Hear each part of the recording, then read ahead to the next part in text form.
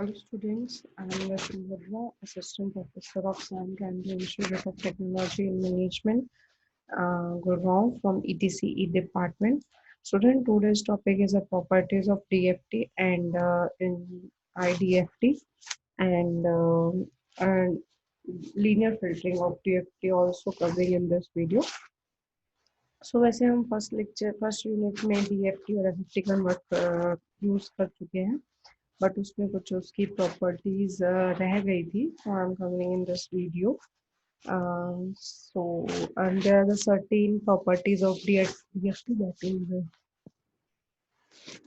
discrete Fourier transform having the properties linearity, multiplication, modulation, Parseval, circular, time shifting, scaling जैसे properties है transform की थी वैसी ही property हमारे पास डीएफटी की भी है तो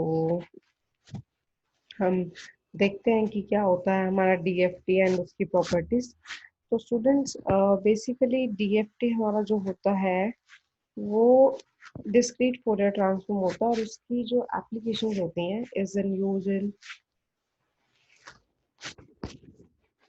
spectrum analyser spectrograms, filters and convolution, correlation analysis, power spectral density estimation इन सब में हमारे पास हम डीएफटी यूज करते हैं और फॉर एग्जांपल हम डीएफटी जैसे ह्यूमन स्पीच है and hearing use signals with this type of encoding we can use the DFT.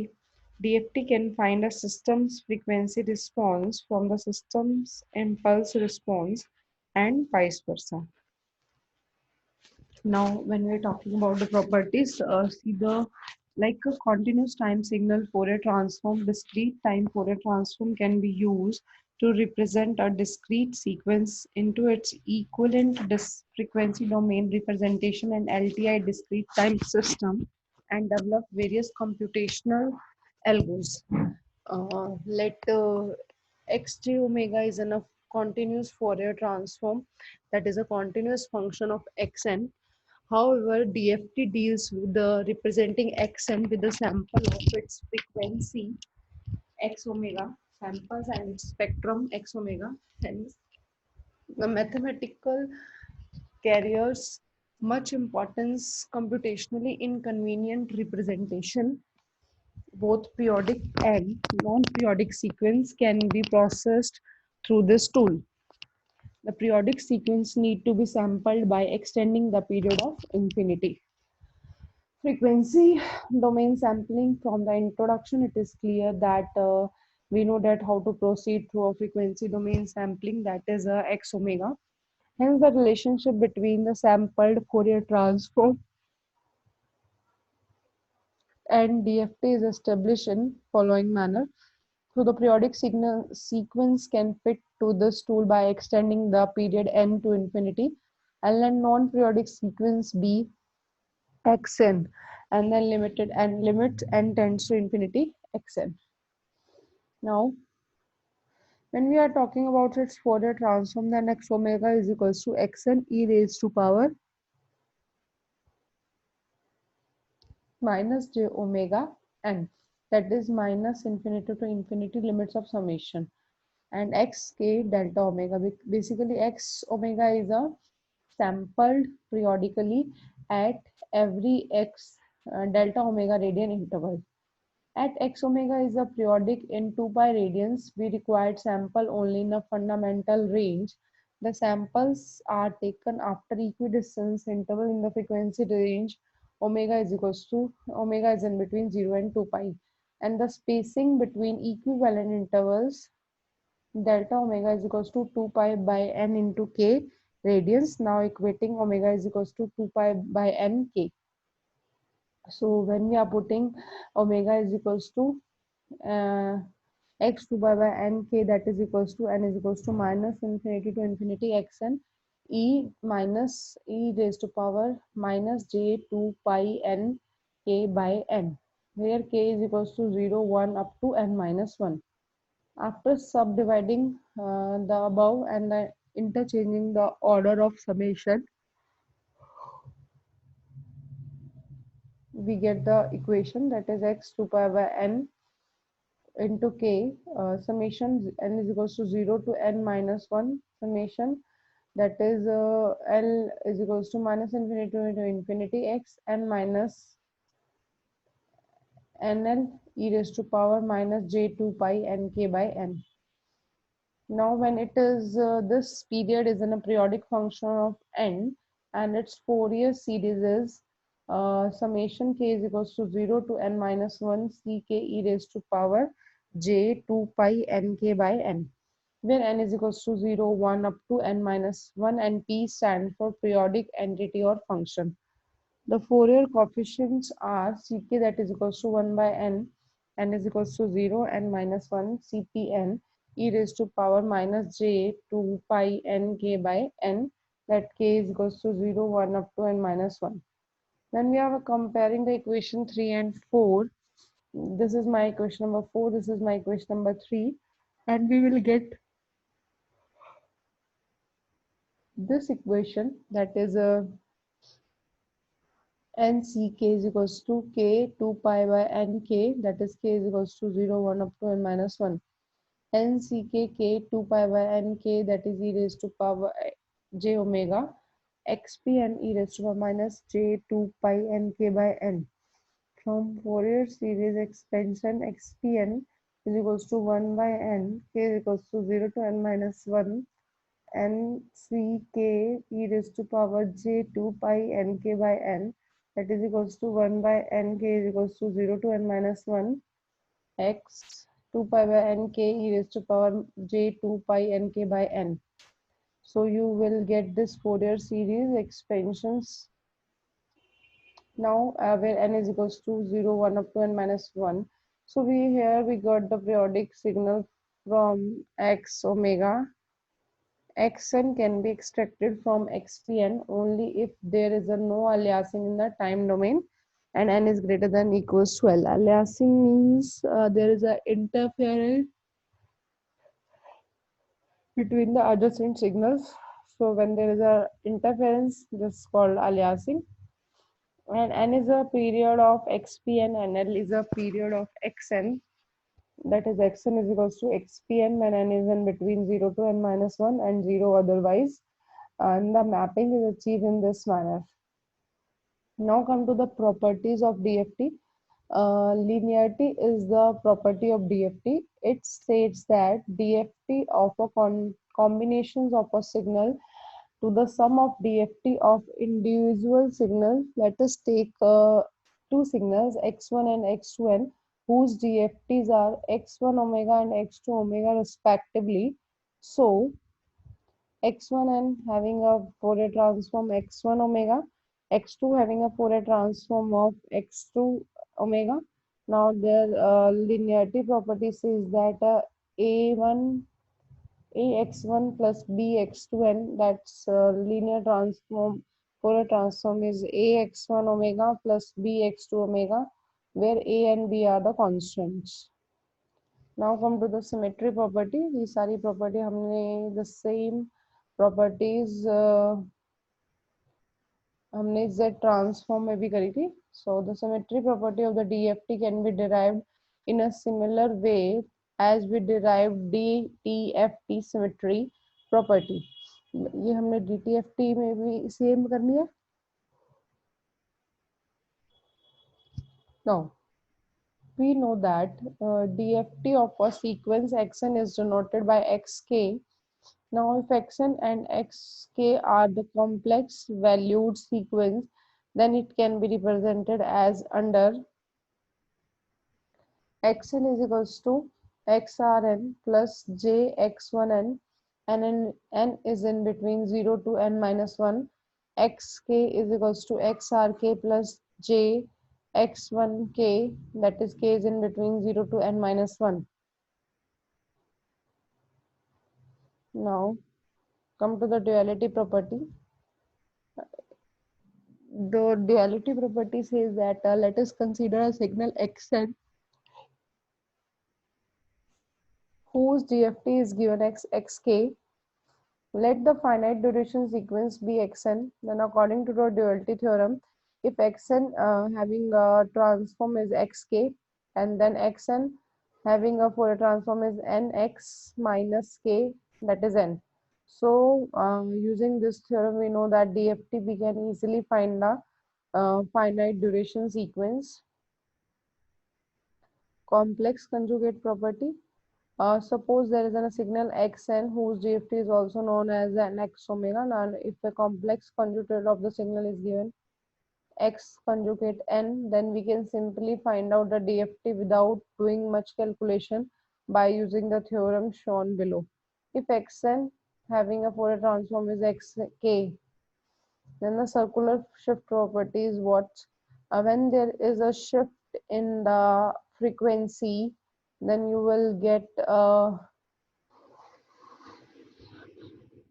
multiplication of the sequence xn with the complex exponential sequence e j 2 pi by n is equivalent to the circular shift of the DFT by L units in the frequency. This is the dual to the circular time shifting property. If xn having a Fourier transform xk, then xn e raised to power j 2 pi k n by n, and having a Fourier transform x k minus L n. The multiplication of two sequences is that if there is a two signals x1 and x2n, and the respective DFTs are x1k and x2k, then the multiplication of signal is x1 in n into x2n, and their DFT is also multiply in the multiplication of the sequence in the times domain, that is x1k circular convolution of x2k. Now come to the Parseval's theorem. It is very important. Parseval theorem कई बार direct 4 marks में पूछी जाती है. So for the complex value sequence x and yn in general, so xn having a Fourier transform xk and y having a Fourier transform yk, then xn and y is n conjugate having a summation n0 to n minus 1. So you will get the 1 by n multiplication, k is equals to 0 to n minus 1 xk and the convolution of yk. This is the Parseval's theorem. Now we know that when omega is equals to 2 pi k by n, and n is approaching to infinity, and omega becomes a continuous variable and its limitations are from minus infinity to infinity. Therefore nck is equals to k 2 pi by n into k. X e j omega is equals to x n e raised to power minus j 2 pi n k by n is equals to minus infinity to infinity, that is equals to x n e raised to power j minus j omega n minus infinity to infinity. So this is my discrete time Fourier transform, and we know that x e j omega is equals to summation n is equals to minus infinity to infinity x n e raised to power minus j omega n, where x e j omega is a continuous and a periodic in omega having a period of 2 pi. So xpn is equals to summation of k is equals to 0 to n minus 1 n c k e raised to power j 2 pi n k by n from the Fourier series, and then you will get the formula xpn is equals to 1 by 2 pi summation k is equals to 0 n minus 1 n c k e raised to power j 2 pi n k by n into 2 pi by n. Omega becomes continuous and 2 pi by n that goes to d omega because of the reasons here. So this is the xn is equals to 1 by 2 pi n 0 to 2 pi x e raised to power j omega into e j omega and d omega. Inverse discrete time Fourier transform. Xn having a transform is x e j omega, the Fourier transform pair. This is called a Fourier and necessary and sufficient condition for the existence of the discrete time Fourier transform for a non-periodic sequence xn is absolutely summable. This is very important. That is this one x summation n is equals to minus infinity to infinity. Mode of xn is less than infinity. Now these are the properties of DTFT. Linearity property, time shifting property, that is x minus x n minus k is equal to having a property e raised to power minus j omega k x e j omega. Time reversal x minus n having a x e raised to power minus j omega. Frequency shifting property e j omega n into xn, that is equal goes to x e j omega minus omega n, and differentiation frequency property having multiply by into n within the xn, you will get the differentiation in frequency and d by d omega x e j omega convolution xn convolution with x2, and that having a x1 e j omega into x2 j omega, multiplication is x1 n into x2n having a x1 e j omega multiply with x2 e j omega. Now छोटा सा topic है DFT with the linear filtering. DFT provides an alternative approach to a time domain convolution. It can be used to perform linear filtering in frequency domain, that is y omega is equals to x omega into h omega having a transform of yn. The problem in this frequency domain approach is that y omega, x omega and h omega are continuous function of omega, which is not fruitful for the digital computations on computer. However, DFT provide the sample version of these waveform to solve the purpose. The advantage is that having knowledge of faster DFT techniques like FFT, computational high efficiency algo can be developed for a digital computer computation in comparison with the time domain approach. That means that कि हमारे पास यहाँ पर एक advantage है having a knowledge of faster DFT techniques like of FFT. So computational highly efficient algo can be developed. हमारे पास यहाँ पर highly efficient algo develop हो जाते हैं for digital computer computation के लिए in comparison to time domain approach. Consider a finite duration sequence xn is equals to 0 for n is less than 0 and n is greater than equals to L. Generalized equation excites a linear filter with the impulse response hn is equals to 0 from less than equal for less than 0 and n less than 0 and n is greater than m xn into yn. Then output is yn is equals to summation k is equals to 0 m minus 1 hk into x n minus k. For the convolution analysis, it is clearly that the duration of yn is equals to L plus m minus 1. In the frequency domain, y omega is equals to x omega into h omega. Now, y omega is in continuous function of omega, and it is sampled at a set of discrete frequencies with a number of distinct samples which must be equal or exceed L plus m minus 1. The size DFT and n is greater than equals to L plus m minus 1 with omega is equals to 2 pi by n into k, having a y omega is equals to xk into hk where k is equals to 0, 1 up to n minus 1. Well, hk and xk are endpoint DFTs of xn and hn respectively. Xn and hn are padded with 0 up to the length n. It will not distort the continuous spectra x omega and h omega since n is greater than L plus m plus m minus 1. Endpoint DFT of the output sequence yn is sufficient to represent xn in the frequency domain, and these facts interfere that the multiplication of endpoint DFTs of hk and xk followed by the computation of endpoint IDFT must yield with yn. So this implies that the endpoint circular convolution of when x and hn with zero padding equals to the linear convolution. जो linear convolution है xn और hn की, that is equals to the endpoint circular convolution xn and hn, and thus the DFT can be used for a linear filtering. So when n should always be greater than or equals to L plus m minus 1, otherwise the aliasing effect would corrupt the output sequence. So make sure this condition should be satisfied. N should be always greater than or equals to L plus m minus 1. Clear? So this is in the DFT filtering of the DFT, linear DFT. So thank you, Susan. Thank you so much.